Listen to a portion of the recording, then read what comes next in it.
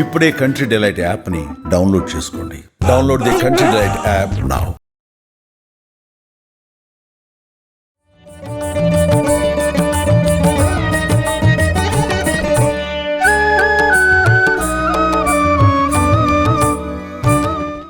నమస్తే రమ్య గారు. నమస్తే జయ. దేవి నవరాత్రులు మనం మాట్లాడుకుంటూ ఉన్నాం కదండి. ఇవాళ 7వ రోజులో ఉన్నాం. ఈ రోజు యొక్క విశిష్టత, తల్లి ఏ అలంకరణలో ఉంటారు, పూజా విధానం ఒక్కసారి. 7 రోజుల నుంచి వరుసగా రోజు పూజ చేసుకుంటున్నాం. మీరు ఎంత నిష్ట, ఎంత నియమం పాటిస్తే అంత మంచిది. పూజ ఎంత పెద్దది చేసాము, ఎన్ని పువ్వులు సమర్పించాం, ఎన్ని నైవేద్యాలు సమర్పించాం, ఎంతమందికి మన పూజని ప్రదర్శించాం కాదు, అది ముఖ్యం కాదు. మీరు ఎంత శ్రద్ధ, ఎంత భక్తి, ఎంత ఆస్థ, నమ్మకంతో పూజ చేశాము అనేదే ముఖ్యం. కలిగినంత పూజ చేయగలిగినంతదే చేసి శ్రద్ధాభక్తులతోటి అమ్మని అర్చించుకుందాం. 10 రోజుల పాటు చేసుకుంటాం. ఈసారి 11వ రోజు అవును, అదనంగా ఇంకొక రోజు అవకాశం ఇచ్చింది కాబట్టి శ్రద్ధ, ఆసక్తి ఈ 2 ముఖ్యంగా ఉంచుకోండి.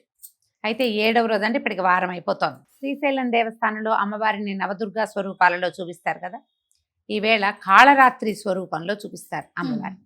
కాళరాత్రి అంటే ఇంచుమించుగా కాళికా స్వరూపం అనే చెప్పాలి.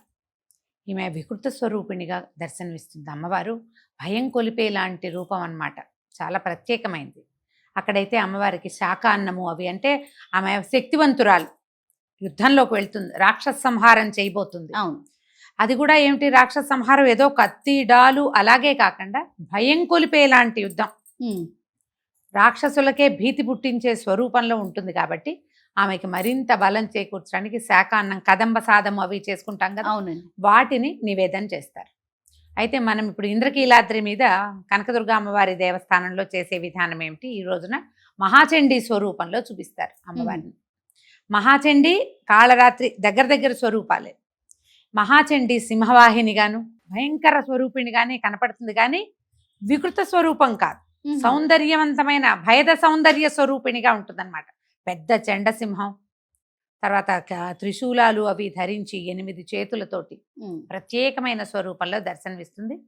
ఈమె కూడా అపరిమితమైన శక్తివంతురాలైన స్వరూపంలో మనకి కనిపిస్తుంది. అయితే ఈ శక్తివంతురాలైన అమ్మకి అక్కడైతే శాకాన్నం పెడతారు. ఇక్కడ లడ్డు శనగపిండి, బూందీ లడ్డు, శనగపిండితోటి లడ్డు చేస్తాము. మనం ఎలాంటి లడ్డు చేసినా సరే లడ్లు నివేదన చేస్తారు. శనగపిండి అయితే మంచిది, సులువు నివేదన చేసుకోవటం. అమ్మవారికి ఎర్రటి వస్త్రాలు అలంకరింపజేస్తారు. అక్కడ ఇక్కడ కూడా ఎర్రని వస్త్రాలే. అయితే ఈ చెండు స్వరూపం ఎక్కడ ఎప్పుడు కనపడింది మనకి అంటే, యుద్ధంలోనే రకరకాల రాక్షసులు ఒక్కొక్కడు మరణించి మళ్ళీ పుడతాడు. వాడి నెత్తురు చుక్కబడితే మళ్ళీ కొత్త స్వరూపాలు వచ్చేస్తూ ఉంటాయి. ఎన్ని రకాల మందు వరాలో కలిగిన రాక్షసులు ఉన్నారు. అవును, ఈ వాళ్ళ కోసం ఒక్కొక్కసారి ఒక్కొక్క స్వరూపంలో కనపడుతుంది అమ్మ. ఈ చండికా స్వరూపం కూడా అట్లాంటిదే. అయితే ఒకసారట పరమేశ్వరుడు ఈ అమ్మవారిని అడిగాడట పార్వతీదేవిని, సౌందర్యము భయదము అయినటువంటి స్వరూపాన్ని చూపించమని. అప్పుడు ఆమెలోంచి ఆవిర్భవించింది పార్వతీదేవి. సాత్వికంగా భర్తతోటి కలిసి ఉన్నప్పుడే ఆమెలోంచి ఈ స్వరూపాన్ని చూపించింది ఆమె. ఇలాంటిది నా రూపం, ఇలాంటిది ఉన్నది చూపించింది. ఆ సౌందర్యాతిశయాన్ని పట్టలేక ఆయన ఏంటంటే, అప్పుడు ఆమె యుద్ధానికి వెళ్ళటల్లా సౌందర్య ప్రదర్శనే జరిగింది, చూపిస్తోంది ఇలాంటి స్వరూపాన్ని. ఆయన పాదాల ముందు సాగిలపడ్డట ఆ సౌందర్యాన్ని తట్టుకోలేక. అయితే కాలు ఎత్తి గుండెల మీద పెట్టు, ఆమె యుద్ధానికి వెళ్తుంది. మరి ఆ స్వరూపం ఎట్లాంటిది నువ్వు గమనించు. చండికా స్వరూపాలలో పరమేశ్వరుడు ఉంటే ఆయన మీద కాలు పెట్టినట్టు కనపడుతుంది. అవును రమ్మ గారు, ఈ భయద సౌందర్యమూర్తి చండికా స్వరూపం ఎలాంటిదంటే, సృష్టి చేసేవాడైనా నడిపేవాడైనా లయకారకుడైనా ఆమె ముందు సాగిలపడాల్సిందే. ప్రపంచమంతా ఆ సౌందర్యమూర్తి పట్ల సాగిలపడిపోవాల్సింది. అది ఒట్టి సౌందర్యం కాదు, భయం గొలిపించేది. ఒక్క చిన్న తేడా వచ్చినా సహించదు. ఎవరైనా ఆమె ముందు తల దించవలసిందే. చండికా స్వరూపం అట్లాంటిది. ఆ స్వరూపంలో ఇవాళ మనం అమ్మవారిని చూస్తాం. మనకు మామూలుగా చూడు అమ్మవారు ఎట్లా కనపడుతుంది, సాత్విక రూపిణి, చక్కగా పుష్పబాణము అవి పట్టుకుని చక్కగా పక్కన సచామర రమావాణి సవ్యదక్షిణ సేవిత అంటారు. అటు ఇటు లక్ష్మీ పార్వతీదేవి సరస్వతీదేవి వింజామరలు వీస్తూ చుట్టూతా దేవతలందరూ దండం పెడుతూ ప్రశాంతమైన స్వరూపంలో ఎర్రని చీర కట్టుకుని చక్కగా కళ్ళలోంచి అట్లా కరుణరసం ప్రవహిస్తున్నట్టుగా కనపడుతుంది. ఆ స్వరూపంలో కూడా ఆమె పరమశివ పర్యంక నిలయగా కనపడుతుంది. పరమశివుడు పడుకుంటే ఆయన మీద కూర్చున్నట్టు కనిపిస్తుంది, కానీ ఇదంతా సాత్వికంగా కనిపిస్తుంది. కానీ ఈ చండీ స్వరూపం ఏమిటంటే యుద్ధానికి ఆ సన్నద్ధమయ్యేటప్పుడు ఈ భర్త వచ్చినా ఆవిడ ఆగదనమాట. పాదాలుగా తన ముందు భర్త వచ్చినా ఆయన మీద కాలేసైనా యుద్ధానికి దూకేస్తుంది. అది ఆ స్వరూపంలో ఇది ఎప్పుడో ఒక్కసారి చూస్తాం. ఇది ఏడాదికి ఒక్క మాట. మళ్ళీ మళ్ళీ ఈ స్వరూపానికి పూజా విధానం అది మనం ఏం చేయం. ఈ ప్రత్యేకమైన దినాల్లోనే అమ్మవారి యొక్క ఈ ఉగ్ర కళని మనం ఆరాధిస్తాం. అమ్మవారికి చక్కగా నివేదన చేసుకోవటం, ఒక ఎర్రని వస్త్రాలు సమర్పించడం, కుదిరితే ఎర్రని పువ్వులతోటి అర్చన, తామర పువ్వులు లాంటి వాటితోటి అర్చన చేసుకోవటం, తర్వాత కొంచెం పులగము, పానకము, వడపప్పు, కొబ్బరికాయలు, అరటిపళ్ళు లాంటివి చక్కగా నివేదన చేసుకోవటం. అయితే మనము కుమారి పూజ కూడా చేస్తాం కదా. ఈ కుమారి పూజకి వాళ్ళ 7వ రోజు కదా ఇది. 8 సంవత్సరాల బాలిక శాంభవి పేరుతోటి 8 ఏళ్ల బాలికని అర్చిస్తాం. అయితే ఈ బాలికను అర్చిస్తే మనం చేసే తపస్సుకి ఫలితం లభిస్తుందట.